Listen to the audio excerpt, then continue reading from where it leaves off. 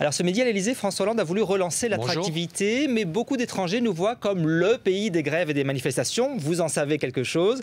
C'est souvent un frein pour l'investissement. Vous pensez qu'on peut changer les choses sans grève ou sans manif ?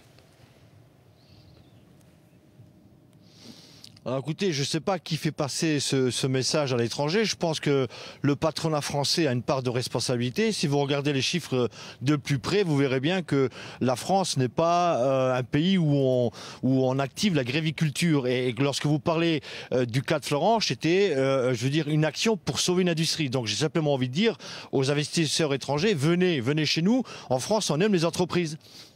Justement, le chef de l'État a fait des annonces à la mi-journée, notamment une fiscalité plus stable, des démarches simplifiées pour ces chefs d'entreprise étrangères.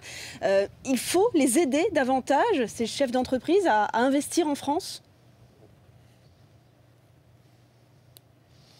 La France est comme le 3e pays au monde par le montant d'investissement, même si effectivement ça stagne depuis un bon moment. Il faut surtout effectivement essayer d'avoir un discours un peu plus positif et montrer une autre image de la France. Je rappelle encore une fois que qui mieux que nous pour dire ce que nous sommes vraiment, et nous sommes un pays qui sommes adaptés pour accueillir les entreprises de partout.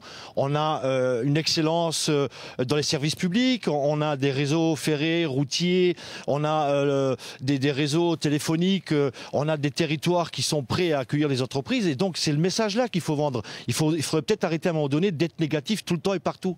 Alors on voit que François Hollande fait une offensive de charme en ce moment vers les patrons. Ça fait plusieurs semaines maintenant. Il les rencontre en France, à l'étranger.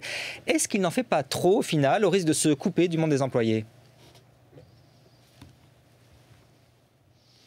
Ça, c'est une vraie question, effectivement. Si je peux me permettre de passer un message au président de la République, attention de ne pas oublier le monde ouvrier, parce que on pourra faire tous les cadeaux qu'on voudra aux entreprises, qu'elles soient françaises ou étrangères, parce qu'aujourd'hui, on est impacté encore une fois par un débat imposé par le patronat, c'est le coût de la main-d'œuvre. Et je rappelle quand même que ce ne sont pas les entreprises qui créent les emplois au final, ce sont les consommateurs que nous sommes. Et donc, si on n'a pas les moyens de consommer les produits fabriqués par les entreprises, ça ne sera jamais assez pour eux. Donc je pense qu'on marche sur deux pieds, il ne faut pas oublier aussi la relance par la consommation aussi.